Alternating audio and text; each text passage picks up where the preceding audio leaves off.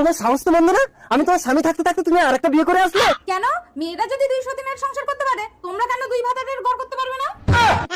তার মানে তুমি দুজনকে নিয়ে এক বিছানায় ঘুমাবে? হ্যাঁ, ও পাশমোড়া দিলে তুমি আশমোড়া দেবে, আর তুমি আশমোড়া দিলে ও পাশমোড়া দেবে।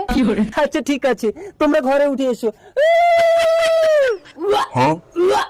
আরে নতুন স্বামী তুমি বমি করছো কেন? পুরাতন স্বামী ছুটে এসো। Hello doctor.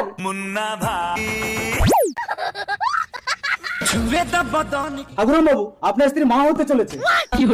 ডাক্তারি মারাচ্ছ? পুরুষ মানুষকে চেকআপ করে মা হতে চলেছে? পুরুষ মানুষ? গা হাত পা এত নরম নরম লাগছে কেন? নরম কই দেখি। হ্যাঁ একটু মেয়ে মেয়ে লাগছে। ডাক্তার বাবু একে ছেলে করে দেওয়া যাবে? এই আমি ছেলে না মেয়ে। আমাকে পাওয়ার জন্য তোমার স্বামী আমাকে ছেলে সেজে তোমাকে বিয়ে করতে বলেছে।